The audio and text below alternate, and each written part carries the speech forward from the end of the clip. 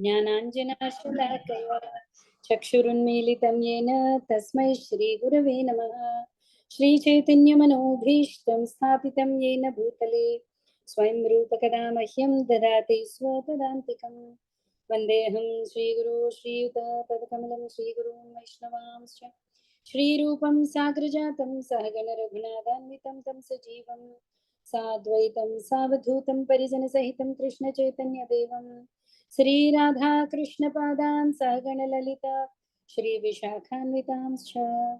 हे कृष्ण करुणा सिंधु दीनबंधो जगत्पते गोपेश गोपिका कांता राधा कांता नमोस्तुते। तप्त कांचन गौरांगी राधे वृंदावनेश्वरी वृषभानुसुते देवी प्रणमामि हरिप्रिये। वाञ्छाकल्पतरुभ्यश्च कृपा सिन्धुभ्य एव च पतितानां पावनेभ्यो वैष्णवेभ्यो नमो नमः। श्री कृष्ण चैतन्य प्रभु नित्यानंद श्री अद्वैत गदाधर श्रीवासादि गौर भक्तवृंद। हरे कृष्णा कृष्ण कृष्णा हरे हरे हरे राम राम राम हरे हरे। नमो विष्णुपादाय कृष्ण पृष्ठाय भूतले श्रीमते भक्तिवेदांत स्वामिन्यते नामिने। नमस्ते सारस्वते देवे गौरवाणी प्रचारिणे निर्विशेष शून्यवादी पाश्चात्यदेशतारिणे। मूकं करोति वाचालं पङ्गुं लङ्घयते गिरिं यत्कृपातमहं वन्दे परमानन्दमाधवं श्रीगुरुं दीनतारिणं कृष्णचैतन्यम् ईश्वरम्।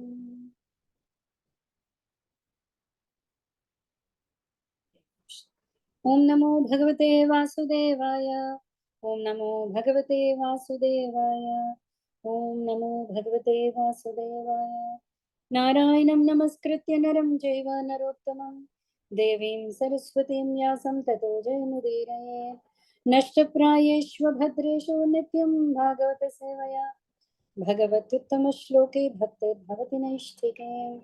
कृष्णाय वासुदेवाय देवकी नंदनाय च नंद गोपकुमाराय गोविंदाय नमो नमः। हरे कृष्ण హరే కృష్ణ అండి. సో మనకి సరిగ్గా 2 రోజుల్లో 2 రోజుల 3 రోజులు ఆదివారం మనకి నరసింహ చతుర్దశి. చాలా చాలా విశేషమైన భగవంతుడి యొక్క అవతారం నరసింహస్వామి అవతారం. సో మనందరికీ ఆల్రెడీ నరసింహస్వామి కథ ప్రహ్లాదుడి గురించి అన్నీ తెలుసు. అయితే కొన్ని విశేషమైన టాపిక్స్ మనం ఇవాళ చెప్పుకుందాం. ఓకే, సో మామూలుగా మీరు ఇస్కాన్లో కూడా చూస్తుంటే అన్ని చోట్ల రాధాకృష్ణులే ఉంటారు. ఎక్కడైనా కూడా రాధాకృష్ణులు ఉంటారు, జగన్నాథ్ స్వామి ఉంటారు, చైతన్య మహాప్రభు ఉంటారు. అయితే లక్ష్మీ నరసింహస్వామి లేకుండా మాత్రం ఏ టెంపుల్ ఉండదు, ఇస్కాన్ టెంపుల్ కూడా. సో చాలా మంది అడుగుతుంటారు ఎలాగా అన్ని అవతారాలు భగవంతుడి అవతారాలే, కానీ నరసింహ అవతారానికి అంత ఇంపార్టెన్స్ ఏంటి? ఓకే, సో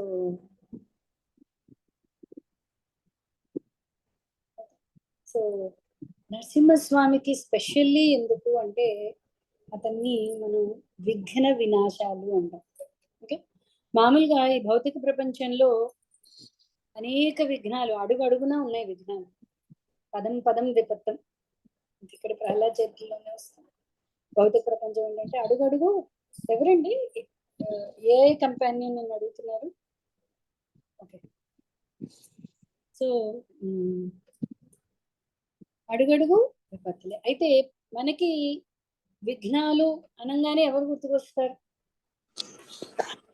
విఘ్నేశ్వరుడు, వినాయకుడు, అంతే కదా. విఘ్నాలు అందరికి ప్రతి పూజకి కూడా మనకి ఏంటంటే చూడండి, వినాయక చవితి రోజు వినాయకుడు పూజ చేయడానికి కూడా ముందు మళ్ళీ వినాయక పూజ చేస్తుంది కదా. హరిద్ర గణపతి పూజ చేసి తర్వాత సిద్ధి వినాయక పూజ చేస్తుంటాం.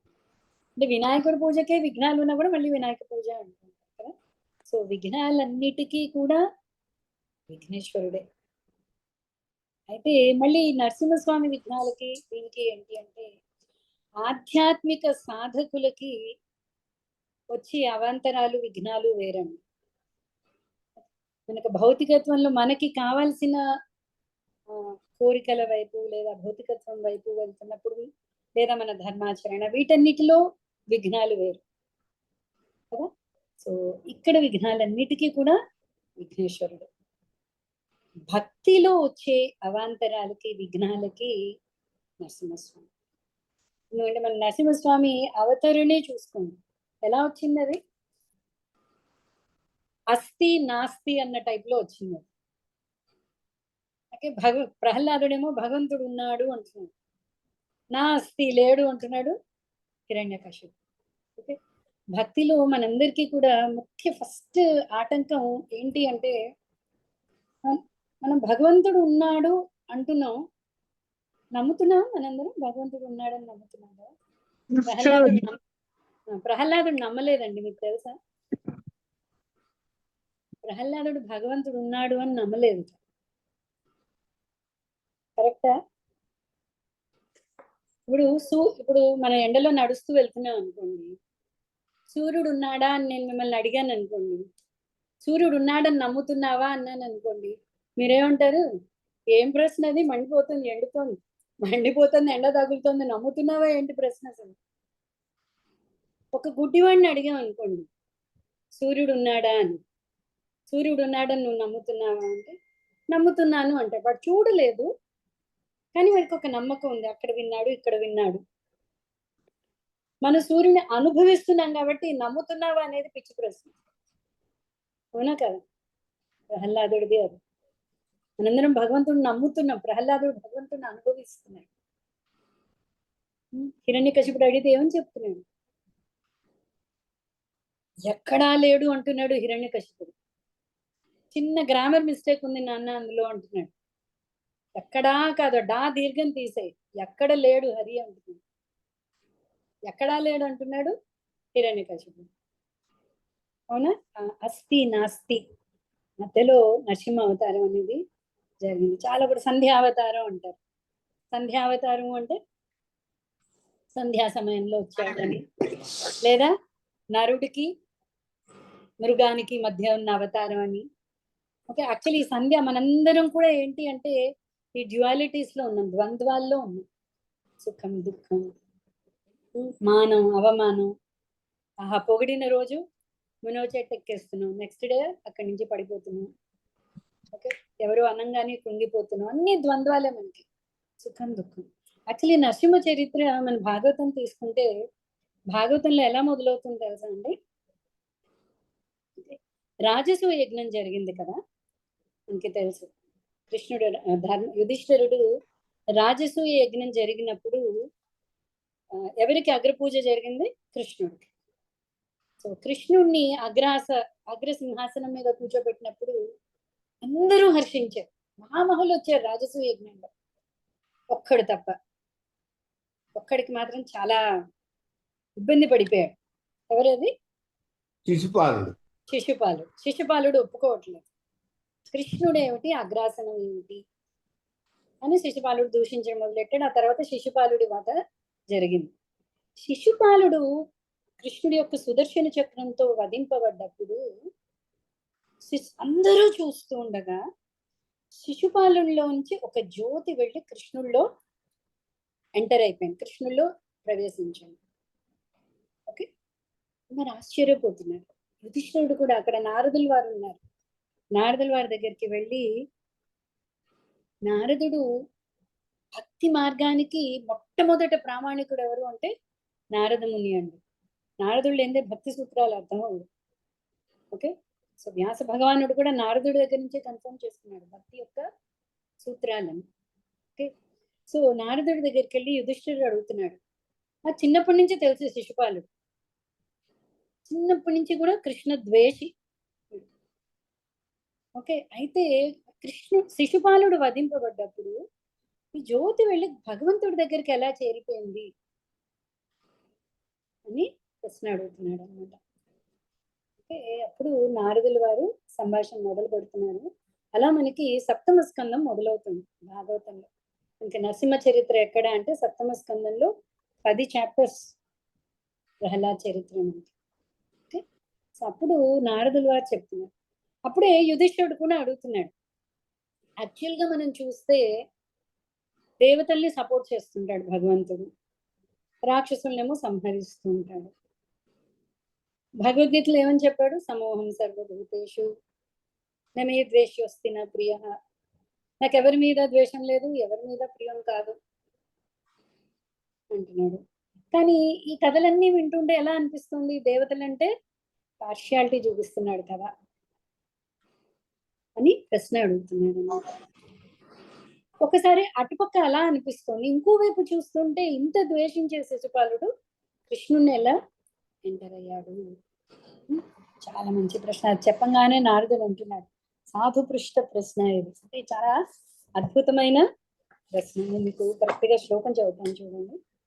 మీ దగ్గర 7వ స్కందం ఉంటే తీసుకోవచ్చు.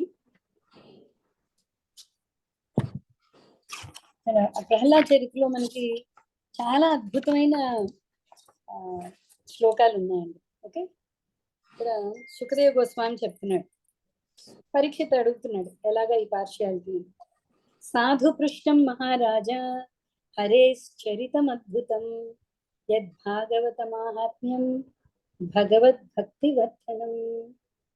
ఓకే, గీయతే పరమం పుణ్యం ఋషిభిర్నారదాదిభిః నత్వా కృష్ణాయ మునయే కథయిష్యే హరే కథాం. నీవు మహోత్కృష్టమగు ప్రశ్న అడిగితివి. భాగవతుల మాహాత్మ్యమును కూడి ఉండేది భగవత్ చరితము భక్తులకు పరమానందకరంగా నుండును. అట్టి అద్భుత చరితము సంసార తాపమును శమింపజేయును. కనుకనే భగవానుని అద్భుత కర్మల యొక్క శ్రవణ కీర్తములకు అవకాశం ఒసగడి శ్రీమద్ భాగవతమును నారదాది ఋషులు సదా గానము చేయుచుండును.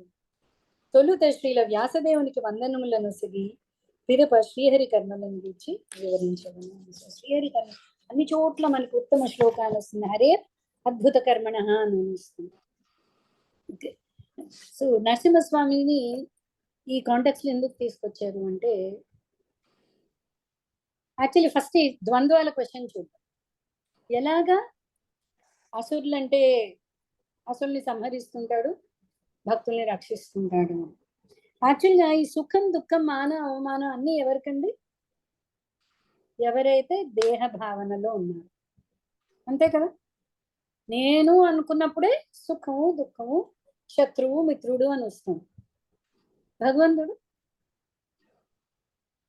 భగవంతుడికి అసలు లేదే, అసలు దేహ భావనే లేదే. ప్లస్ ఎవరిని పొగిడే అవసరము లేదు. మనం కొన్నిసార్లు పొగుడుతూ ఉంటాం, వీడిని పొగిడితే వీడి దగ్గర ఏదో ఫేవర్ వస్తుంది. ఆ అవసరం కూడా లేదు, ఎందుకంటే అన్ని ఇచ్చేవాడు భగవంతుడే. సో భగవంతుడికి ఏంటి అవసరం? ఒకటి ఫస్ట్ పాయింట్ ఏంటంటే, భగవంతుడు అలా చూడడం అవ్వదు, ఎందుకంటే తనకి మానవ అవమానం ఏమీ లేదు. అయితే భగవంతుడిని దూషిస్తూ ఉండొచ్చా? ఎలాగో భగవంతుడు పట్టించుకోడు కదా, తను పట్టించుకోడు, కానీ ఆ కర్మ వల్ల మనకి ఎఫెక్ట్ ఉంది, ఎందుకంటే మనం దేహభావంలో ఉన్నాం. అర్థమైందా? సో భగవంతుడికి ఎలా అందరినీ సమదృష్టిలో చూడగలుగుతుంటే అతనికి అసలు ద్వంద్వాలు అనేవి లేవు. అందరూ తన పిల్లలే.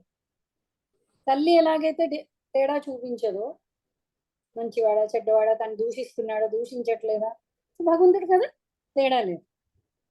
కాబట్టి శత్రువులైన మిత్రులైన తను శరీర భావనలో లేడు కాబట్టి, ద్వంద్వ భావనలో లేడు కాబట్టి భగవంతుడికి అందరూ కూడా ఒకటే. అయితే నేను మీకు చెప్పినట్టు మనం ద్వేషిస్తే మనకు ఎఫెక్ట్ ఉంది. కానీ ఇక్కడ మరి శిశుపాలుడు ఏం చేశాడు? శిశుపాలు పుట్టినప్పటి నుంచి కృష్ణ ద్వేషం. శిశుపాలుడే కాదు, ఇక్కడ మనం నరసింహ అవతారంలో హిరణ్యకశిపుని చెప్పుకుంటాం, హిరణ్యాక్షుని చెప్పుకుంటాం, వీళ్ళందరూ కూడా భగవద్వేషులు. యాక్చువల్గా ద్వేషులైనా వీళ్ళు. ప్రహ్లాదుడు ఇప్పటి భక్తుడు, హిరణ్యకశిపుడు ముందు నుంచి భక్తుడు, అవునా కాదు? స్వామివారి దగ్గర కాపలా కాచుకుంటూ, స్వామిని కాపలా కాచుకుంటూ ఉన్న నిత్య భక్తుడు హిరణ్యకశిపుడు. సో చాలా చాలా స్పెషల్ అండి నరసింహ అవతారం అందుకని. ఓకే, సో నారదుల వారు చెప్తున్నారు అతనికి ద్వంద్వాలు అనేవి లేవు కాబట్టి అందరూ ఈక్వలే. అయితే ఆ శ్లోకం మిగతా భాగం తెలుసా అండి మీకు? సమోహం సర్వభూతేషు నమే ద్వేష్యోస్తి నా ప్రియ. తర్వాత ఏ భజంతి మాం భక్త్యా నిత్యం యుక్తా ఉపాసతే. నూను ఏ భజంతి తు మాం భక్త్యా మయితే తేషు చాప్యం. ఏ భజంతి తు మాం భక్త్యా, నాకు అందరూ ఒకళ్ళే, ఎవరన్నా ద్వేషం లేదు, ఎవరన్నా ప్రియం లేదు, కానీ ఎవరైతే నన్ను భజిస్తున్నారో, కరెక్టే, వాడంటే నాకు కొంచెం ప్రియం. ప్రియం అంటే ఇక్కడ ఏంటి అంటే, మన క్లాస్ రూమ్ ఎగ్జాంపుల్ తీసుకుంటాం. టీచర్ కి అందరూ ఒక్కటే, ఏ స్టూడెంట్ అయినా ఒక్కటే, కానీ తనది గురించి శ్రద్ధగా నోట్స్ రాసుకుంటూ డౌట్లు అడిగి వినయంతో చేసుకునేవాడంటే ఒక ప్రత్యేక అభిమానం. ప్రత్యేక అభిమానం కదా అని వాడికి ఎక్కువ మార్కులు ఇవ్వడం అవ్వదు, ఇవ్వదు కూడా టీచర్. కానీ ఆ ప్రత్యేక అభిమానం ఉంది. ఎందుకు? వాడు తన్ని అంటే తను పర్ఫెక్ట్ స్టూడెంట్ కింద ఉన్నది. బ్యాక్ బెంచెస్ వాళ్ళు వినరు వినరు అల్లరి చేసే పిల్లలంటే భావన తక్కువ కాదు. అలాగే ఎవరు రాసినా కూడా టీచర్ మార్కులు ఇస్తాం. అదే కదా మన రామాయణంలో ఎగ్జాంపుల్ చెప్పుకున్నాం. రావణాసురుడు వచ్చి శరణన్నా కూడా నేను రావణాసురుని రక్షిస్తాననే ఉంటున్నాడు. ఆ రావణాసురుడు నన్ను ద్వేషించాడు, విభీషణుడు అయితే నా భక్తుడు కాబట్టి విభీషణునే నేను శరణు ఇస్తాను అనట్లేదు రాముడు. నమే ద్వేషం వస్తుంది నాకైతే. రాముడు రావణాసురుడు అన్నా కూడా ద్వేషం లేదు. సో భగవంతుడికి రావణాసురుడైనా విభీషణుడైనా ఒకటే. కానీ రావణాసురుడు అనుభవించింది వేరు, విభీషణుడు అనుభవించింది వేరు. విభీషణుడు అంటే ప్రత్యేక అభిమానం ఏమది రాముడు. ఓకే, ఇక్కడ నరసింహావతారంలో వచ్చేటప్పటికి ఏమైంది అంటే, నరసింహ అనగానే మనకు కొంచెం చాలా మంది అసలు చాలా ఆశ్చర్యకరం అండి. చాలా మంది నరసింహస్వామి ఫోటో పెట్టుకోరు, భయం వేస్తుందండి అంటారు. నరసింహావతారంలో స్పెషాలిటీ ఏంటి అంటే, అక్కడ ఒక భక్తుడు ఉన్నాడు, ఒక భక్తుడిని బాధించేవాడు ఉన్నాడు. ప్రస్తుతం హిరణ్యకశిపుడు భక్తుడు అనేది పక్కన పెడతాం. ప్రస్తుతం సినారియో ఏంటి? హిరణ్యకశిపుడు కృష్ణ ద్వేషి, హరి అంటే ద్వేషం ఉన్నవాడు, హరి లేడు అని వాదిస్తున్నాడు, ఆ హరి ఉన్నాడు అన్నవాడిని బాధిస్తున్నాడు. ఓకే, సో అక్కడ అసురుడు, ఇక్కడ భక్తుడు. ఆ అవతారం ఎలా వచ్చింది అంటే ఇద్దరికీ కూడా ఆనందాన్ని కలిగించింది. అలా కేవలం భగవంతుడే చేయగలడు. రామావతారం అనుకోండి, శబరి దగ్గర రాముడు ఒకలా ఉన్నాడు, సౌమ్యంగా ఉన్నాడు. రావణాసుడి దగ్గర స్ట్రిక్ట్ గా ఉండగలడు. ఒకేసారి భక్తుడికి ప్రసన్నత కలిగించాలి, అటు అసురుడికి భయం పుట్టించాలి. ఇద్దరికి ఆనందం. హిరణ్యకశిపుడికి కూడా మీకు గుర్తుందా, లవకుశ సినిమా చాలా అద్భుతంగా తీశారండి. నరసింహస్వామి రాగానే హిరణ్యకశిపుడికి ఆనందం వచ్చేసింది. వెళ్ళాడు, పుత్రుడిని ఆలింగనం చేసుకుంటున్నాడు. దొరికాడు ఇన్ని రోజులకి హరి నాకు. ఓకే, ఎప్పుడే ఎన్ని చాలా చోట్ల వెతికాను, దొరకలేదు, నీ వల్ల నాకు ఈ హరి దొరికాడు. ఉగ్రంగా ఉన్నాడు. వీరుడికి ఎప్పుడు అవతల వీరత్వం చూస్తే ఆనందం వస్తుంది. హిరణ్యకశిపుడు కూడా వీరుడే, చాలా గొప్ప వీరుడు, మొత్తం ముల్లోకాలు జయించేశాడు. సో ఒక ఉగ్ర రూపం రాగానే హిరణ్యకశిపుడికి యాక్చువల్లీ ఒక క్షణం భయం వచ్చింది. ఓకే, బట్ ఓహో హరి దొరికాడు, వీరుడు, ఇతనితో నేను ఇతన్ని సంహరిస్తే ఇంకా నాకు ఎవరు లేరు, ఏ భయం లేదు, నా ఇంకా ధిక్కరించే వాళ్ళు ఎవరు లేరు. అదే సమయంలో అదే ఉగ్ర రూపం ప్రహ్లాదుడికి ఆనందాన్ని ఇచ్చింది. ఎక్కడ ప్రహ్లాదుడికి భయం రావట్లేదు, అంత ఉగ్ర రూపం. స్పెషల్లీ హిరణ్యకశిపుడు బాధిస్తున్నప్పుడు వచ్చాడు కదా, అక్కడ కూడా మనకి చాలా గొప్పగా రాశారండి. సుఖదేవ్ గోస్వామి చెప్తున్నాడు, అంతా కూడా అట్మాస్ఫియర్ అంతా కూడా వీళ్ళిద్దరికి ఎప్పుడైతే వాగ్వివాదం జరుగుతోందో, ఓకే, అక్కడ కూడా పోతన్ గారు కూడా తెలుగులో భలే రాశారండి. ప్రహ్లాదుడు భాషించాడు, హిరణ్యకశిపుడు తర్జన పడుతున్నాడు, ఓకే, కీంకరిస్తున్నాడు. అసత్యానికి ఎప్పుడు సౌండ్ ఎక్కువ, సత్యం ఎప్పుడు సౌండ్ తక్కువ, కానీ సత్యమే గెలుస్తుంది. సో ప్రహ్లాదుడు అతి ప్రసన్నంగానే ఆన్సర్ చెప్తున్నాడు. ప్రహ్లాదుడు ప్రసన్నత చూసి యాక్చువల్లీ హిరణ్యకశిపుడికి ఇంకా ఇంకా కోపం వస్తుంది, ఇంకా ఇంకా ఉద్రేకం వస్తుంది. ఇందుగలడు అందులేడు, మనకి తెలుగు వాళ్ళ ప్రతి ఒక్కరికి వచ్చేస్తుంది. ఇందుగలడు అందులేడని సందేహము వలదు చక్రి సర్వోపగతండు, ఎందెన్నో వెతికి చూసిన అందందేగలడు. భక్తుడు చెప్పేశాడు, నువ్వు ఎక్కడ వెతికితే అక్కడ ఉన్నావు. సో భగవంతుడు ఏం చేశాడు, నరసింహ అవతారం దాల్చి అణువు వ్యాపించి ఉన్నాడు అక్కడ. అంతకుముందు భగవంతుడు లేడా అక్కడ? భగవంతుడు సర్వదా సర్వత్రా ఉన్నాడు. అయితే పరబ్రహ్మ స్వరూపం కింద అన్ని చోట్ల ఉన్నాడు. ఇక్కడ ఏం చేశాడు? అక్కడ భక్తుడు మాట ఇచ్చేశాడు, ఎక్కడ చూస్తే అక్కడ దొరుకుతాడు నీకు నరసింహస్వామి. స్తంభం అయితే ఎదురు చూస్తోంది, మరి నన్ను చూపిస్తే బాగుండు హిరణ్యకశిపుడు. అంటే నా నుంచి స్వామి వచ్చినట్టు నాకు క్రెడిట్. ఓకే, అన్ని కూడా ప్రతి వాతావరణం మొత్తం నరసింహమయం అయిపోయి ఉందండి. అంటే అణువులో పరబ్రహ్మ స్వరూపం నుంచి భగవత్ స్వరూపమైన నరసింహ అవతారం కింద మొత్తం అణువు వెయిట్ చేస్తున్నాడు నరసింహస్వామి. ఎందుకు వెయిటింగ్? ఇలా అనుకుంటే అలా అవతారం వచ్చేస్తుంది, తన అవతారమే కదా. కాదు, ఆ చిన్న జాగు కూడా చెయ్యదు. హిరణ్యకశిపుడు అడిగాడు, ప్రహ్లాదుడు చెప్పాడు, సర్వత్రా సర్వదా ఉన్నాడు, రెడీగా ఉంటాడు. ఏ కండిషన్ లేకుండా వచ్చింది అయితే మాత్రం కృష్ణుడేనండి. అంటే ఇక్కడ హిరణ్యకశిపుడిని వధించడానికి ఒక ప్రత్యేక రూపం కావాలి. మీకు తెలుసు కదా ఆ వరం గురించి. మనిషి కానీ మృగం కానీ పొద్దున కానీ సాయంత్రం కానీ ఏవేవో కండిషన్లు పెట్టాడు. అలాగే రావణాసురుడు కూడా అలాగే పెట్టాడు. సో భగవంతుడు రాముడి కింద వచ్చాడు. కృష్ణుడికి ఆ కండిషన్స్ ఏం లేవు, స్వేచ్ఛగా వచ్చాడు. ఓకే, తనే స్థలం ఎంచుకున్నాడు, తనే అందరినీ, అంటే పూర్తిగా ఇండిపెండెంట్ అనేది కృష్ణావతారం. ఓకే, అక్కడికి వద్దాం. సో ఇక్కడ భగవంతుడు ఏం చేశాడు? కూడా నరసింహుడు కింద రెడీగా ఉన్నాడు. వచ్చినప్పుడు ఎలా వచ్చాడు? ఉగ్రంగా వచ్చాడు. అసలు ఎంత కోపం వచ్చేస్తుంది. ప్రహ్లాదుడు చెప్తున్నాడు, మొత్తుకుంటున్నాడు, చిన్న పిల్లవాడు, వాడిని ధిక్కరిస్తున్నావు, వాడిని బాధిస్తున్నావు అని ఉగ్రంతో వచ్చి ఎలా జరిగిందంటే 2 గంటలు అక్కడ యుద్ధం జరిగింది. ఆఖరికి ఒక పురుగును నలిపినట్టు నలిపేశాడు నరసింహస్వామి. హిరణ్యకశిపుడు చీల్చేశాడు, ఆ పేగులు చూశాడు. ఓకే, పేగులు తీసి వెతుకుతున్నాడు. ఓకే, సో కానీ ప్రహ్లాదుడికి ఏమాత్రం జంకు రావట్లేదు, ప్రహ్లాదుడికి భయం రావట్లేదు. మనం జయదేవ స్థుతి కనుక చూస్తే, తవకర కమలవరే నఖం అద్భుత శృంగ దళిత హిరణ్య కశిపు అని భృంగ. తవ కర కమలవరే, కరకమలము అంటే కమలము అంటే లోటస్. లోటస్ అంటే ఎంత సాఫ్ట్ ఉంటుంది, వాని చేతులు అంత మెత్తగా ఉన్నాయి. కరకమలం. నఖం గోళ్ళు అద్భుత శృంగ చాలా అందంగా ఉన్నాయి. ఈ గోళ్ళు అందంగా ఏంటండి, ఇది చీల్చేస్తుంటే హిరణ్యకశిపుణ్ణి. తవకర కమలవరే నఖం అద్భుత శృంగ దళిత హిరణ్యకశిపు తను భృంగ. హిరణ్యకశిపుడి యొక్క శరీరాన్ని చీల్చి చెందాడా ఇది. సో భక్తుడికి అది కరకమల కింద కనిపిస్తుంది. హిరణ్యకశిపుడికి అది యమదండం కింద కనిపిస్తుంది. దాని ద్వారానే హిరణ్యకశిపుడికి ఆ నఖాల వల్లే మృత్యు వచ్చింది. ఏ ఆయుధం ఉండకూడదు కదా మరి అతడి రిక్వైర్మెంట్ లో.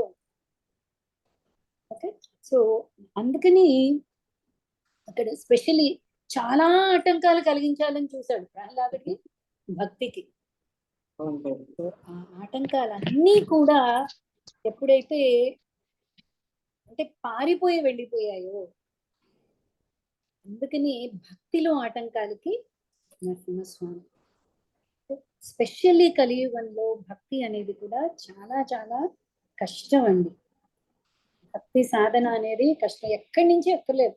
మనం ఇలా చేద్దాము అనుకోగానే ఏదో ఒకటి వస్తుంది. ఆలోచన చూడండి, వస్తుంది, వెంటనే వస్తుంది. మన పను, వేరే వాళ్ళ పను, ఇంకేదో ఏదో ఏదో చాలా అనుకూడదు. ఇంత వినేసాను నేను భక్తి, ఇవాళ నుంచి భక్తి చాలా శ్రద్ధగా చేస్తాను అనుకునే లోపు ఆటంకం వచ్చేస్తాను. అందుకనే ఫస్ట్ విఘ్న వినాశ నరసింహస్వామికి మనం ప్రార్థించాలి. స్వామి, నేను చాలా ఆసక్తుడను, ఈ మాయాజాలం నుంచి నేను బయటపడలేను, నా శక్తి సరిపోదు. అయితే సాధన అనేది నాకు అవసరం, ఈ సాధనలో వచ్చే విఘ్నాలని నువ్వు తొలగించు. ఓకే, ఇంకొకటి ప్రహ్లాద చరిత్రలో ముఖ్యంగా ప్రహ్లాదుడి దగ్గర ఏంటి అంటే, మనం చాలాసార్లు చెప్పుకున్నాం అండి, ఒక చెట్టు ఒక విత్తనం సరిగ్గా మొలవాలి అంటే 3 కండిషన్స్ ఉన్నాయి. ఒకటి విత్తనం మంచి శ్రేష్టమైనది ఉండాలి, దానికి మంచి సారవంతమైన నేల ఉండాలి, దానికి సరిగ్గా నీళ్లు ఎండ అవన్నీ తగలాలి. అంతేనా? ఏ చెట్టు అయినా సరే, ఏ వృక్షం అయినా సరే. అలాగే భక్తిని భక్తిలత బీజము అన్నారు. బీజం, ఈ భక్తి అనే విత్తనం మనకి సరైన పరంపరలో సరైన గురువు దగ్గర శ్రేష్టం ఉండాలి. ఇది కూడా ఎక్కడి నుంచి అంటే అక్కడి నుంచి సరిపోదు. అన్నీ బాగున్నా విత్తనం సరిగ్గా లేదనుకోండి మొలవదు. ఓకే, సో భక్తి బీజం మనకి ఇప్పుడు ఢోకా లేదు. ఇంక సరైన పరంపరలో భక్తి అనేది మనకు అర్థమైంది. సాధన అనేది మనం చేయాల్సిన ఈ సరైన ఎండ నీళ్లు పోయడం, ఇవన్నీ మన సరైన నామజపం చేస్తున్నాము, ఆ ధర్మానికి వెళ్ళట్లేదు, ధర్మం 4 పాదాలు తప్పకూడదని పాటిస్తున్నాం, ఇవన్నీ కూడా నీళ్లు పోయడం నాకు. ఈ రెండోది ఏంటండి? సారవంతమైన నేల. నీళ్లు సరిగ్గా పోస్తున్నాం, విత్తనం శ్రేష్టమైంది, సారవంతమైన నేల లేకపోతే అవ్వదు. ఏంటి సారవంతమైన నేల ఏంటి? శుద్ధ మనస్సు, వైష్ణవ సాంగత్యం, దృఢ సంకల్పం చేయడం మనసులో.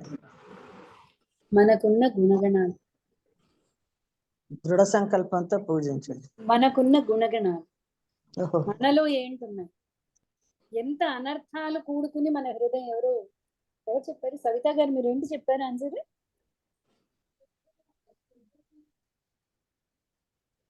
శుద్ధమైన మనస్సు, పరిశుద్ధం. ఆ మనస్సులో ఎన్ని కల్మషాలు ఉన్నాయి, ఎన్ని గుణగణాలు. అంటే మన గుణగణాలు అనేవి, వైష్ణవుడి యొక్క గుణగణాలు అనేవి చాలా చాలా ఇంపార్టెంట్. ప్రహ్లాదు చూడండి, సౌమ్యము, సహిష్ణుత. అలాగే అంటే భగవంతుడు ఎలాగ ద్వంద్వాతీతుడు, భక్తుడు కూడా ద్వంద్వాతీతుడు. సుఖం దుఃఖం ఎక్కడ ఏమాత్రం కోపం అనేది లేదు. అసలు హిరణ్యకశిపుడు ఆశ్చర్యపోతున్నాడు, ఎక్కడ వెతుకున్నా అసలు లక్షణాలే లేవు, ఇదేం పుత్రుడు పుట్టాడు నాకు అనుకుంటున్నాడు. అని అసలుడు ఎలా ఉండాలి? ముల్లోకాలు సాధిస్తున్నాను నేను, ఎలా నా తర్వాత రాజ్యం ఎలా వెళ్తాడు, ముల్లోకాలను ఎలా గడగడ వణికిస్తాడు, అంత సౌమ్యుడుగా ఉన్నాడు. ముల్లోకాలు పరిపాలించగలిగాడా లేదా ప్రహ్లాదుడు? తర్వాత ముల్లోకాలు పరిపాలించాలంటే గడగడ ఆడక్కర్లేదు. ఓకే, ఇంకొకటి నరసింహస్వామి కనుక చూస్తే మనం ఈ రసాలని చెప్పుకున్నాం కదండి, సాఖ్యరసం, దాస్యరసం, సాఖ్యరసం, శాంత, దాస్య, సాఖ్య, వాత్సల్య, మాధుర్య.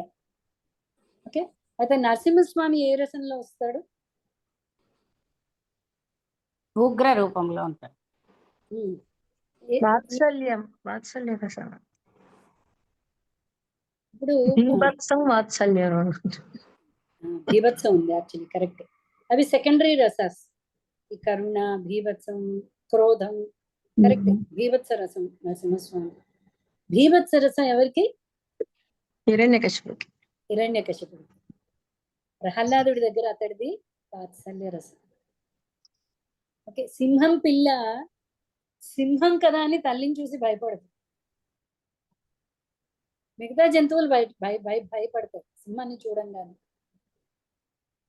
ఓకే, అలాగే పిల్లి ఎలుక అనుకోండి, పిల్లి ఎలుకని పట్టుకున్నప్పుడు ఎలుకకి మృత్యు భయం, పిల్లిని కూడా అలాగే పట్టుకుంటుంది. కానీ అది నేను చాలా సేఫ్ గా ఉన్నాను, తల్లి నన్ను పట్టుకుంది, తల్లిని చూస్తే దానికి భయం రాదు. అలాగే భక్తులకి నరసింహస్వామిని చూస్తే రక్ష కనిపిస్తుంది. అప్ప ఎంత ప్రాణంగా ప్రహ్లాదుని రక్షించాడు, రక్షణ కనిపిస్తుంది. అసురులకి కనిపిస్తుంది, బాబోయ్ వేళ్ళు పేగులతో సహా పీకేశాడు. ఓకే, భీభత్సం చేసేసాడు హిరణ్యకశిపుడి ముందు మనం ఎంత అండి. సో నరసింహస్వామిని చూస్తే ఎవరికి భయం వస్తుంది? ఎవరైతే భగవంతుని ద్వేషిస్తున్నారో వాళ్ళకి భయం వస్తుంది. భక్తుడికి భగవంతుని చూసి భయం అనే ప్రసక్తే లేదు. ప్రహ్లాదుడు చాలా సేఫ్ ఫీల్ అవుతున్నాడు. మీరు చెప్పారు కూడా, ప్రహ్లాదుడు చెప్తున్నాడు కదా ఏంటంటే, నాకు నిన్ను చూస్తే భయం అనిపించట్లేదు, ఈ ప్రపంచం చూస్తే భయం వేస్తుంది, ఆల్రెడీ ఇలా ఉంది కదా ప్రపంచం. నరసింహస్వామి అవతారం అయిన తర్వాత అందరూ ఇంకా కూడా నరసింహస్వామి చల్లబడట్లేదు. చల్లబడకపోతే అందరూ కలిసి ప్రహ్లాదుడు చెప్తున్నారు, బ్రహ్మ రుద్రాదులు, లక్ష్మీదేవి ఎవ్వరూ కూడా అతన్ని శాంతపరచలేకపోతున్నారు. అప్పుడు ప్రహ్లాదుడి దగ్గరికి వెళ్తున్నాడు. నాయన నీకోసం వచ్చాడు స్వామి, నువ్వే శాంతపరచాలి. ప్రహ్లాదుడు వెంటనే ఓ అనుకోవట్లేదు. ప్రహ్లాదుడు వెంటనే ఏమంటున్నాడు, నా ప్రయత్నం నేను చేస్తానంటున్నాడు అని నరసింహస్వామి దగ్గరికి వెళ్ళి చెప్తున్నాడు. ఇలా ప్రసన్న గారు చెప్పినట్టు, నిన్ను చూసి నాకు భయం వేయట్లేదు. భయం దేని గురించి? నా చుట్టూ కూడా అసురులే. అసురులు అంటే భౌతికత్వంలో పూర్తిగా మునిగిపోయిన వాళ్ళు. వీళ్ళ ఇది చూసి నాకు భయం. అది కూడా చెప్పట్లేదు, ఇంకొంచెం డీప్ వెళ్తున్నాడు. ఇంత అసుర కులంలో కూడా నేను, నా మనసు నీ వైపు నుంచి ఎక్కడికి వెళ్ళదు. కానీ వీళ్ళందరినీ చూస్తే నాకు భయం వేస్తుంది, జాలి వేస్తుంది. వీళ్ళందరూ ఎలా ఉద్ధరింపబడతారు? భక్తుడి యొక్క గుణం ఎలా ఉంటుంది? గుణాలు చాలా ఇంపార్టెంట్. ఎందుకు? అదే సారవంతమైన నేల. నేల సారవంతం అయ్యే కొద్దీ మనకి మొక్క బ్రహ్మాండంగా వస్తుంది. 3 ఇంపార్టెంట్. బీజము, సారవంతమైన నేల, సాధన, 3 కూడా చాలా ఇంపార్టెంట్. ఓకే, సో ఈ సారవంతమైన నేల గురించి మనం ఇప్పుడు మాట్లాడతాం, గుణగణాలు. సో ఇవన్నీ కూడా ఎలా మనకి తెలుస్తాయి? ఏంటి గుణాలు? కృష్ణుడు భగవద్గీతలో చెప్పేసారు. భగవద్గీతలో లేనిది ఇంకెక్కడా లేదండి. దాని యొక్క డిస్క్రిప్షన్ అన్ని మిగతా చోట్ల ఉంటుంది మనకి. భాగవతంలో కానీ మిగతా పురాణాలన్నీ తీసుకుంటే దాని ఎగ్జాంపుల్స్, ఎలా చేయాలి, ఇవి డీటెయిల్స్ ఉంటాయే కానీ మొత్తం ఇవ్వాల్సిందంతా కూడా భగవద్గీతలో ఇచ్చేసాడు కృష్ణుడు. యోమ భక్త సమే ప్రియ, ఇలాంటి భక్తుడు నాకు ప్రియమైన వాడు. నాకు అందరూ ప్రియులే, అందరూ ఎవరేందో ద్వేషం లేదు అంటున్నాడు. కానీ ఏ భక్తుడికైతే, ఎవరికైతే ఈ గుణగణాలు ఉన్నాయో వాళ్ళందరూ నాకు ప్రియులు. వాడికి నేను ఎప్పుడు ఉన్నాను, నాకు వాడు ఎప్పుడు ఉన్నాను. నరసింహస్వామి అందరి భక్తికి కూడా చాలా ఇంపార్టెంట్ అండి. మనకి బ్రహ్మ సంహితాలో కూడా యత్పాద పల్లవ యుగం నేర్చుకున్నాం కదా. యత్పాద పల్లవ యుగం ఎవరికైనా వచ్చాయండి?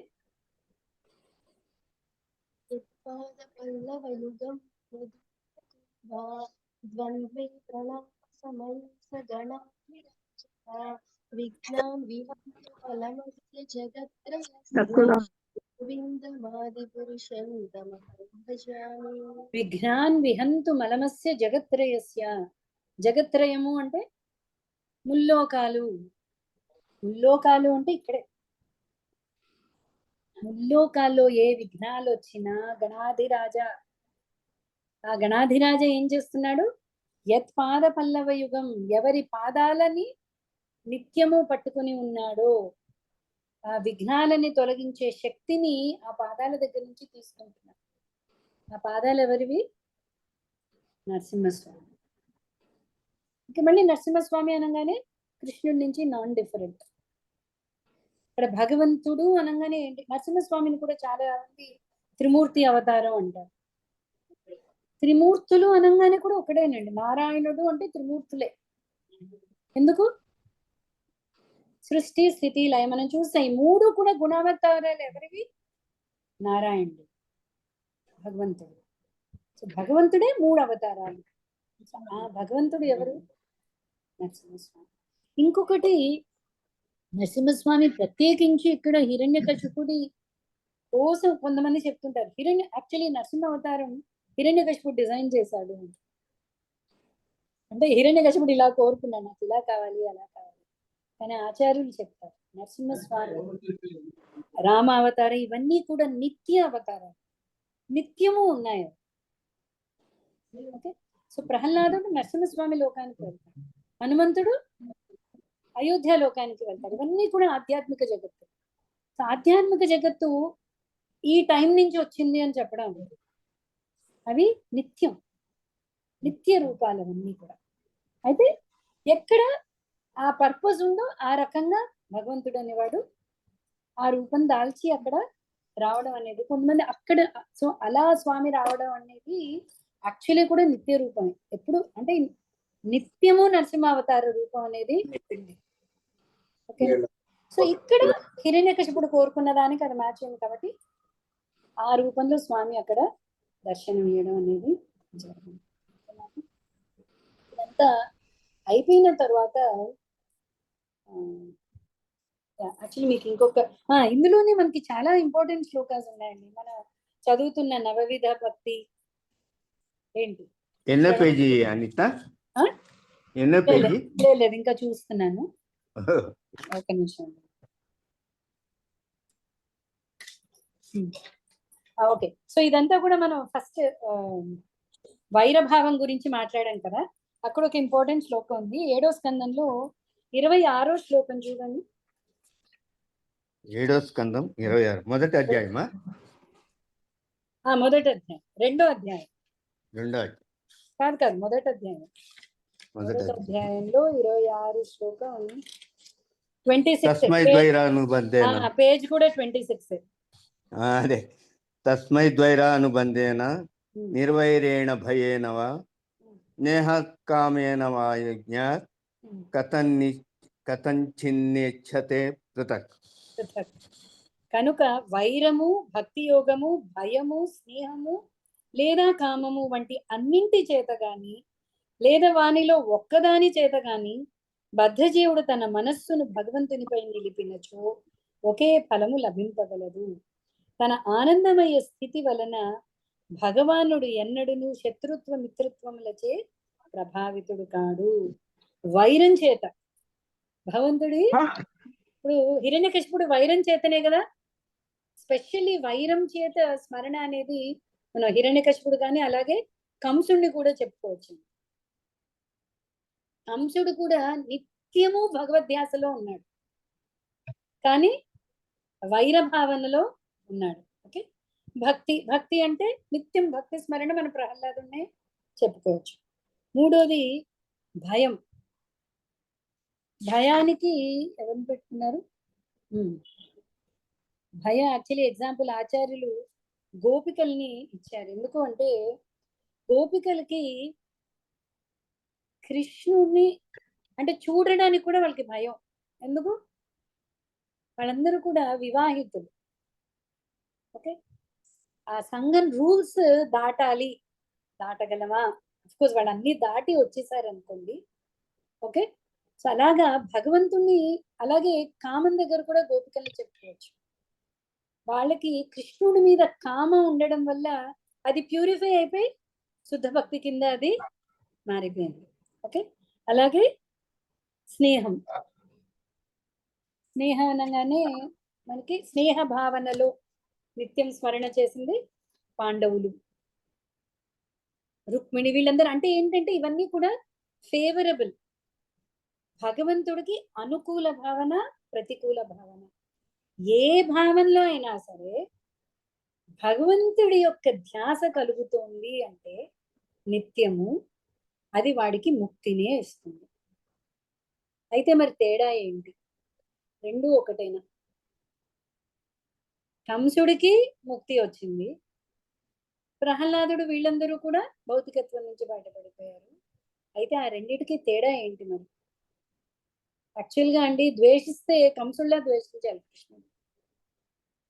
నిద్రపోలేదు, పడుకున్నా, కళ్ళు మూసుకున్నా, ఎక్కడ ఏం చేసినా కృష్ణుడే గుర్తొస్తున్నాడు కంసుడికి. అప్పుడు ఏమవుతుంది? కృష్ణుడి గురించే ధ్యాస కాబట్టి భౌతికత్వం నుంచి విడిపోతాడు, ముక్తి అనేది వచ్చేస్తుంది. ఇక్కడ మనం ఏమర్థం చేసుకోవాలి? నారదులు వారు చెప్తున్నారు ఈ శ్లోకం. ఇన్ఫాక్ట్ ఇంకా నారదుడు ఇంకా ఏంటంటాడు అంటే, ఇదే మనకి 31లో కూడా ఉంది. 31లో ఈ ఎగ్జాంపుల్ కూడా ఇచ్చాడు నారదుడు.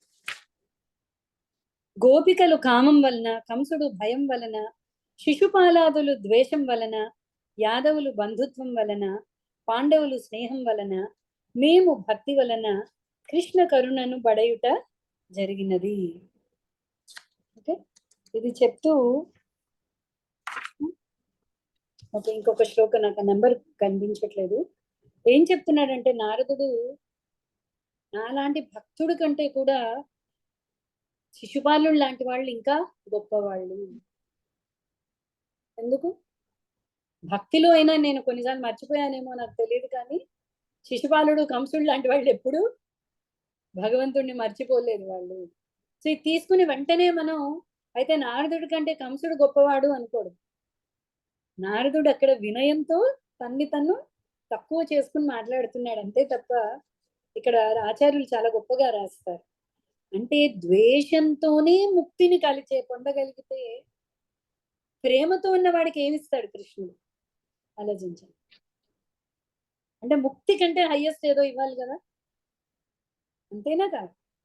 భగవంతుడికి అందరూ సమమే, కానీ ఒకడు ద్వేషించిన వాడు, ఒకడు తనే ప్రాణం అన్నవాడు. సో అంత ప్రీతితో చేసిన వాడికి భగవంతుడు ఏమిస్తాడు? ముక్తి కంటే గొప్పది ఇస్తాడు. ఏంటది? యాక్చువల్గా చూస్తే శిశుపాలుడికి సారూప్య ముక్తి వచ్చింది. ఎందుకు? శిశుపాలుడు జయ విజయుల్లో ఒకడు. సో ఈ కథ నారదుడు చెప్తున్నాడు యుధిష్ఠిరుడికి. జయ విజయులు శాపం యాక్చువల్లీ అక్కడ హిరణ్యకశిపుడు కూడా భక్తుడే అంటే యుధిష్ఠిరుడు నెక్స్ట్ ప్రశ్న అడుగుతున్నాడు, ఏంటి వైకుంఠవాసుల్ని శపించేంత పరిస్థితి ఏమిటి? వైకుంఠవాసులకు శాపం ఏంటి? వాళ్ళు నిత్యము నిర్భయం. వైకుంఠం అంటే ఏంటండి? కుంఠం. కుంఠము అంటే కష్టం, ప్రమాదం. ఏ ప్రమాదాలు లేని జగత్తు వైకుంఠం. అక్కడ వాళ్ళకి శాపం రావడం ఏంటి? వాళ్ళకి అసుర జన్మ రావడం ఏంటి?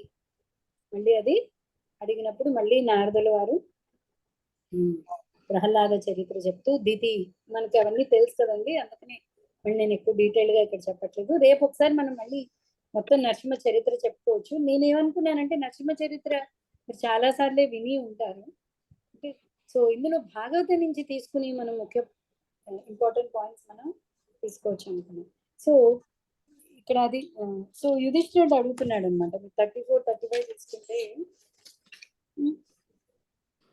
ముక్త పురుషులకు విష్ణు భక్తులనైనను ప్రభావితులను చేయజాలిన ఆ మహాశాపం ఎట్టిది? భగవత్ పార్షదులనైనను శపింపగలిగిన వ్యక్తి ఎవ్వడు? భగవానుని అనన్య భక్తులు ఈ భౌతిక జగత్తునకు మరల పతనము చెందుట అసంభవము. దీనిని నేను నమ్మజాలను. ఇది చాలా కష్టంగా ఉంది అర్థం చేసుకోవడానికి అంటున్నాడు యుధిష్ఠిరుడు. ఎందుకంటే కృష్ణుడు ఏం చెప్పాడు? యద్గత్వా నా నివర్తంతే. ఇదివరకు మాధవి మాతాజీ కూడా ఈ క్వశ్చన్ అడిగినట్టుంది. యద్గత్వా నా నివర్తంతే తద్ధామ పరమం మమ. ఎక్కడికి వెళ్తే తిరిగి రారో అదే నా ధామం అన్నారు. మరి ఎలా వచ్చారు జయ విజయుల కిందకి? అసురుల కింద ఎలా పతనం? అక్కడి నుంచి పడిపోయారు ఏకంగా. రావడం అసుర జన్మ ఎలా జరిగింది ఇది? ఓకే, మీ అభిప్రాయం ఏంటండి? వైకుంఠవాసులకు కూడా శాపం ఏంటి? అంత పవర్ఫుల్ ఉందా అసలు? Okay, Mataji you want to share? Madhavi Mataji, మనం ఇది వరకు డిస్కస్ చేసాం. నేను కొన్ని రెఫరెన్సెస్ ఇచ్చాను, ఎవరికైనా గుర్తుందా? భగవంతుడి సంకల్పం ఉంటే మేబీ జరగచ్చు. లేదు, ఇది కార్య వైకుంఠమా, అసలు వైకుంఠం కాదా? ఇది ఆచార్యులు చాలా గొప్పగా ఎక్స్ప్లెయిన్ చేస్తారు. మనకి వైకుంఠంలో అన్ని ఉన్నాయండి, కానీ వైరభావం లేదు ఎక్కడ. వైరభావం లేదే వీరరసము చూపించడం అవ్వదు భగవంతుడు. ఓకే, సో భగవంతుడికి సపోజ్ వీరరసం చేయాలి అని ఉంది అనుకోండి, ఏ భక్తుడు కూడా రెడీగా లేడు భగవంతుడితో యుద్ధం చేయడానికి. అనేక కారణాలు ఉన్నాయి యాక్చువల్లీ. ఓకే, సో ఫస్ట్ భగవత్ సంకల్పం ప్రసన్న గారు చెప్పినట్టు, ఓకే, అదొక ప్రత్యేక సంకల్పం. ఏంటి అంటే వైకుంఠవాసులైనా సరే భక్తుల ఎడ అపరాధం అనేది జరగకూడదు. అక్కడ సనక సనందాదులు ఎడ వాళ్ళు క్రోధాన్ని వెళ్ళబుచ్చారు జయ విజయులు. ఓకే, అలాగే సనక సనందాదులు కూడా భక్తుల్ని శపించడం వల్ల వాళ్ళకి ఇంకా శుద్ధ భక్తి అనేది ఇంకా శాంక్షన్ అవ్వలేదు. వాళ్ళు మహాజ్ఞానులు భక్తుల కింద అయ్యారు, కానీ భక్తుల ఎడ అపరాధం జరిగింది. సో ఎప్పుడైతే వీళ్ళిద్దరూ పరస్పరం అపరాధం చేసుకున్నారో భగవంతుడు బయటకు రాలేదు, లోపలే ఉన్నాడు, చూస్తున్నాడు. వైకుంఠంలో ఏం జరుగుతుందో తెలుస్తుంది భగవంతుడు. మీకు గుర్తుందా ఎప్పుడు భగవంతుడు బయటకు వచ్చాడు? శాపం ఇచ్చేసింది. వీళ్ళేమో శాపం ఇచ్చేశారు. జైలు వీళ్ళని క్షమాపణ అడుగుతున్నారు. క్షమాపణ అడగంగానే సనక సనందాదులు కూడా ఆలోచిస్తున్నారు, అమ్మో మహద్భక్తుల్ని శాపం పెట్టామేంటి మనం. ఎప్పుడైతే వాళ్ళిద్దరిలో ఆ ఆలోచన వచ్చిందో, ఒకళ్ళ క్షమించాలి అనే గుణం వచ్చిందో, క్షమింపబడాలి అనే గుణం వచ్చిందో, అప్పుడు భగవంతుడు బయటకు వచ్చాడు. ఇంకా జ్ఞాన అర్థమైందా? ధ్యాన యోగాల్లో పర్సనల్ సర్వీస్ లేని దాని వల్ల అలాంటి థాట్స్ వస్తాయా? అంటే ఈ జ్ఞాన ధ్యాన యోగంలో పర్సనల్ సర్వీస్ అనేది ఒకటి ఉండదు కదా, సో దాని వల్ల వాళ్ళకి మేబీ ఇంకా ఆ క్రోధం యూజువల్లీ జ్ఞానంలో ఆ డిసడ్వాంటేజ్ ఉందండి. జ్ఞాన మార్గంలో సేవా భావన రాదు, నేను ఒకటి కంటే తక్కువ అన్న భావన రాదు. ఓకే, సో నేను అంటే నాకు భగవంతుడికి తేడా లేదు అన్నదే జ్ఞాన భావన. సో ఎప్పుడైతే వాళ్ళు జై విజయలు ఇంకొకటి చాలా కారణాలు ఉన్నాయండి, అది మనం నిజంగా కరెక్ట్ గా అర్థం చేసుకోవాలి. జై విజయలు ఎపిసోడ్, జై విజయలు పిల్లలు అంటే యాక్చువల్లీ అందరికంటే ఫస్ట్ పుట్టింది వాళ్ళే, కానీ వాళ్ళు 5 ఏళ్లకు మించి పెరగలేదు, అంటే వాళ్ళ మనస్తత్వం కూడా పెరగలేదు. మీకు అర్థమైందా? పిల్లలు ఏంటంటే అందుకని వాళ్ళు ఎప్పుడు వాళ్ళ వస్త్రధారణ అవన్నీ కూడా ఏం లేదు. చిన్న పిల్లలు ఎలా ఉంటారో అలాగే ఉన్నారు. చిన్న పిల్లల్ని వాళ్ళు ఎక్కడికంటే అక్కడ పరిగెడుతూ ఉంటారు. ఏదైనా ఇంపార్టెంట్ లెక్చర్ అది జరుగుతుంటే అందరు చెప్తుంటారు వాలంటీర్స్ వచ్చి, మీ పిల్లల్ని గట్టిగా పట్టుకోండి, ఓకే వాళ్ళు డిస్టర్బ్ చేయకుండా ఉండాలి అని చెప్తుంటారు. చాలా మంది పిల్లల్ని అక్కడి నుంచి తీసుకెళ్ళిపోతూ ఉంటారు. ఎందుకంటే పిల్లలకి ఆ కట్టుదిట్టం చేసేస్తే వాళ్ళకి నచ్చదు, గొడవ చేస్తే ఇంకా ముందుకేస్తారు. ఇంకా సనక సనందాదులు అంటే స్వేచ్ఛగా ఉన్నారు, వాళ్ళ పిల్లల మనస్తత్వం ఎక్కడికైనా వెళ్ళిపోవాలి. అలాంటిది వాళ్ళు అడ్డు పెట్టారు, జై విజయలు అడ్డు పెట్టారు. వాళ్ళకి కోపం వచ్చింది. కానీ అంత జ్ఞానం పరిపక్వత చెంది భక్తికి రావాలి. భక్తుల ఏడ అపరాధం అనేది వైకుంఠవాసులైనా సరే అది అలౌడ్ కాదు. ఓకే, సో ఇది మాతాజీ. ఒకటి. చెప్పండి మాతాజీ. హరే కృష్ణ మాతాజీ.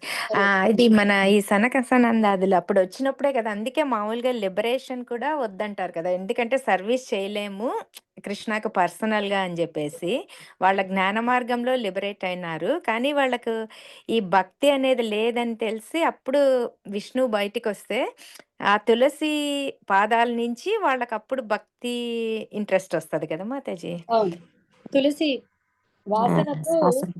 భగవత్ పాదాల దగ్గర ఉన్న తులసి వాసనతో జ్ఞానం నుంచి భక్తి వస్తుంది. సో ఆ ముందు జరిగిన ఇది అదే చెప్తున్నారు ప్రసన్న గారు, సేవాభావం లేదు కదా. సో సేవాభావం లేనప్పుడు ఆ భక్తుడు అన్న, మీకు అర్థమైందంటే భక్తుల ఎడ అపరాధం అనేది అక్కడ జరిగింది. సో తర్వాత వాళ్ళు జరగంగానే యాక్చువల్లీ శాపం రాగానే వాళ్ళు రియలైజ్ అయ్యారు, మనం మహాభక్తుల్ని మనం శాపం పెట్టాం. ఎప్పుడైతే ఆ రియలైజేషన్ వచ్చిందో, అవతల వాడు భక్తుడు అని ఎప్పుడైతే ఆ రికగ్నిషన్ వచ్చిందో అప్పుడు భగవంతుడు బయటకు వచ్చాడు. భగవంతుడు బయటకు వచ్చినప్పుడు మీరు చెప్పిన ఇది భగవత్ పాదాల దగ్గర ఉన్న తులసి ఆఘ్రాణించడం వల్ల వాళ్ళు అంటే జ్ఞానంలో ఉన్న ఆనందం కంటే భక్తి అనేది ఇంకా పెద్ద ఆనందం అని వాళ్ళకి అప్పుడు అర్థమైంది. ఓకే, రెండవది నేను మీకు రెఫరెన్సెస్ ఇచ్చాను ఇదివరకు. జయ విజయులు ముందుకేసుకున్నాం, మేము ఇక్కడి నుంచి వెళ్ళాం స్వామి, ఎలాగా నీ సేవ లేకుండా ఎలా ఉండగలము. కానీ బ్రాహ్మణుని శాపానికి తిరుగురాదు, తిరుగు అనేది లేదు. బాణం వదిలేశాక దాన్ని వెనక్కి తీసుకోవడం అవ్వదు, బాణం వెళ్ళిపోయింది, వదిలేయడం అయిపోయింది. అందుకనే వదిలే ముందు మాట అనే ముందు, మాట బయటకు వచ్చేసాక దాన్ని వెనక్కి తీసుకోవడం. మీరు ఎంత సారీలు చెప్పుకోండి, మాట వచ్చేసింది, అది అవతల వాడిని రీచ్ అయిపోయింది. బాణం వదిలే ముందు మాట వదిలే ముందు చాలా జాగ్రత్తగా ఉండాలి అంటారు. అందుకని సో బ్రాహ్మణ శాపం అనేది మన పరీక్షిత్ ఎపిసోడ్ లో కూడా చూసాం. అందుకని భగవంతుడు ఏం చేశాడు అంటే, యాక్చువల్లీ చాలా బ్యూటిఫుల్ డిస్కషన్ అక్కడ. జేవిజేలతో భగవంతుడు అంటున్నాడు, నా పార్షదుల తప్పిదం నా తప్పిదమే, సేవకుడు తప్పెవడిది? స్వామిదే, అంతేనా? నాదే రెస్పాన్సిబిలిటీ. నేను వాళ్ళ తరఫున మిమ్మల్ని క్షమాపణ అడుగుతున్నాను. అంటే భక్తుల్ని స్వామి రక్షించలేదా, అక్కడ శాపార్హులు అయ్యారా అంటే స్వామి ఎలా చేస్తున్నాడో చూడండి. వాళ్ళ తరఫున నేను మీకు క్షమాపణ చెప్తున్నాను, మీరు దయచేసి శాంతపడండి. ఎందుకు అంటే మీలాంటి వాళ్ళ మహిమ వల్లే నాకు మహిమ వస్తుంది అంటున్నాడు విష్ణుమూర్తి. చాలా బ్యూటిఫుల్ కాన్వర్సేషన్ మనం 3వ స్కందంలో చూస్తాం. ఓకే, అంటే స్వామి అక్కడ భక్తుల్ని రక్షిస్తున్నాడు. ఇంకొకటి స్వామి ఏం చెప్తాడు అంటే, స్వామి వాళ్ళకి సనక సనందాదులను అడుగుతున్నాడు, మీరు కనుక అనుగ్రహిస్తే వాళ్ళు వెళ్ళి మళ్ళీ వెనక్కి వచ్చేస్తారు.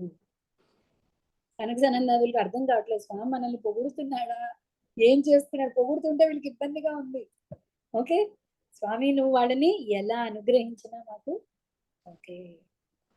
అప్పుడు వాళ్ళు ఏం చేశారు, 7 జన్మలు మేము భక్తుల కింద కాదు కదా, 3 జన్మలు శత్రువుల కింద అయినా పర్వాలేదు, మేము అంతసేపు నిన్ను వదిలి ఉండలేము, మేము వచ్చేస్తాము, మేము అది పూర్తి చేసుకుని వస్తాము.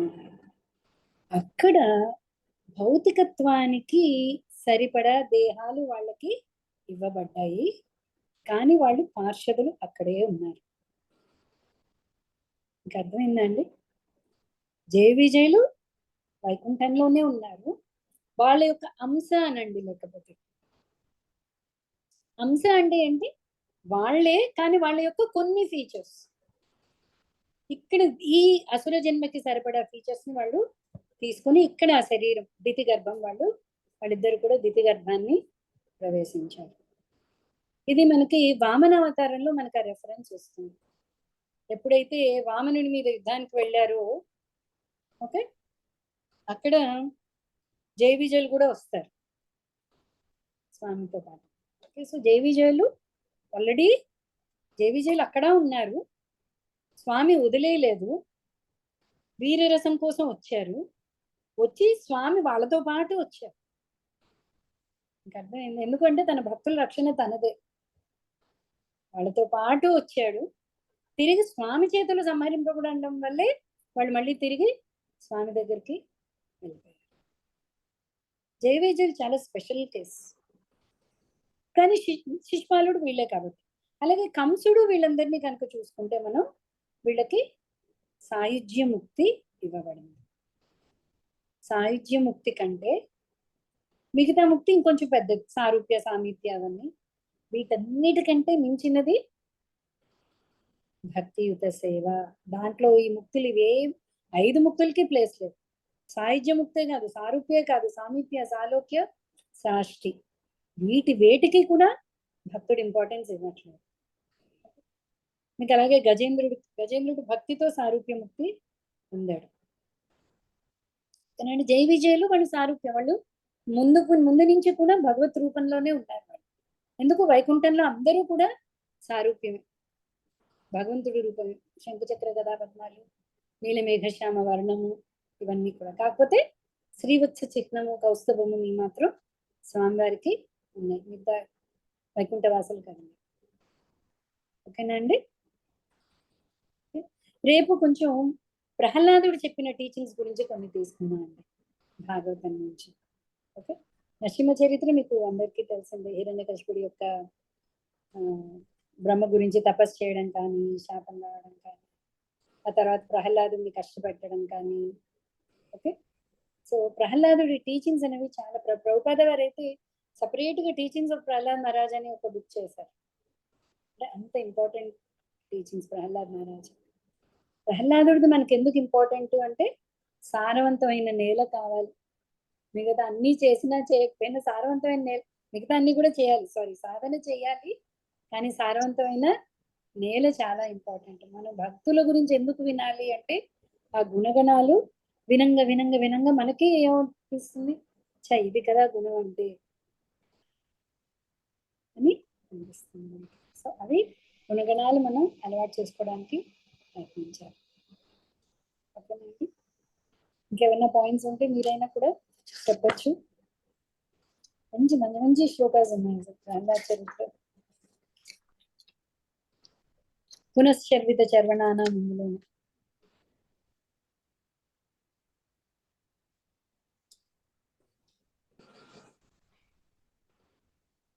వేణ ఎగ్జాంపుల్. వేణుడు గుర్తున్నాడా అండి?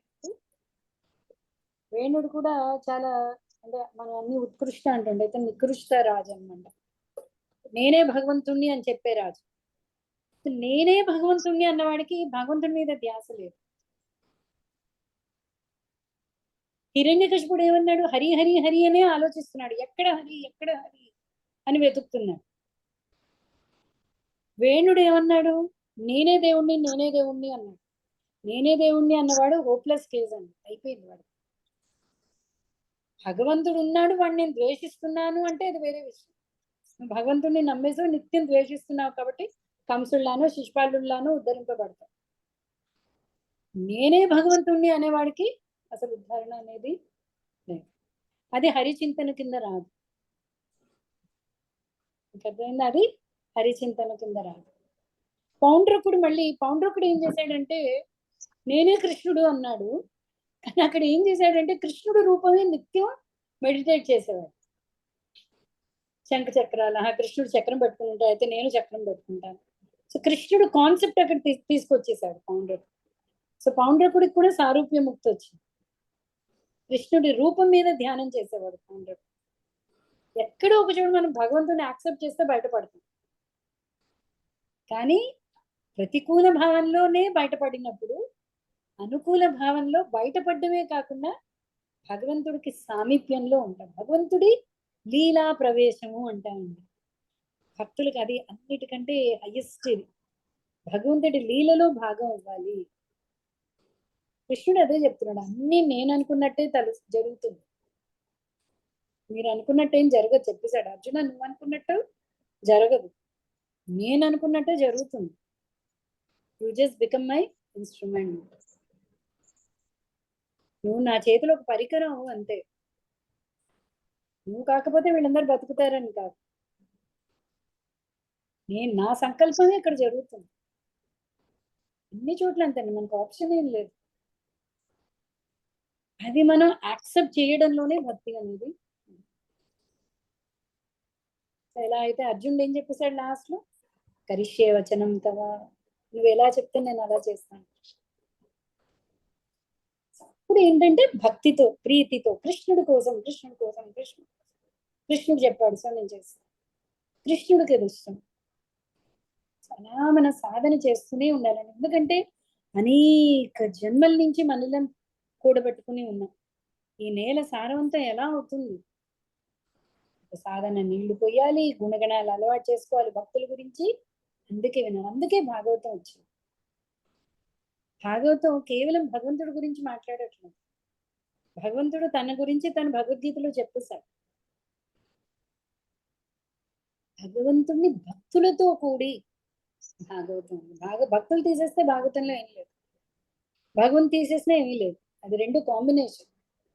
భక్తుడు ప్లస్ భగవంతుడు గురించి, ఇద్దరి గురించి తెలియాలి మనకి భాగవతం. అప్పుడు సంపూర్ణ అవుతుంది. అందుకని అప్పుడు వ్యాసదేవుడి యొక్క అపారమైన జ్ఞానం కూడా సంపూర్ణం అని అనిపించింది భాగవతం రాయడంతో. అంతవరకు మనం చూసాం కదా, అసంపూర్ణతే ఉండిపోయింది. అన్ని పురాణాలు ఉపనిషత్తులు ఇన్ని రాసినా కూడా అసంపూర్ణత ఉండిపోయింది వ్యాసదేవుడికి. భాగవతం రాశాక అది పూర్ణమైంది. సో భక్తుల గురించి తెలుసుకోవడం అనేది చాలా ఇంపార్టెంట్. రేపు ఇంకొన్ని మనం ప్రహ్లాదుడి టీచింగ్స్ నుంచి మనం కొన్ని శ్లోకాలు తీసుకుని వీళ్ళు డిస్కస్. ఓకేనా? వాంఛాకల్పతరుభ్యశ్చ కృపా సింధుభ్య ఏవ చ పతితానాం పావనేభ్యో వైష్ణవేభ్యో నమో నమః. అనంత కోటి వైష్ణవ వృందకి జయ.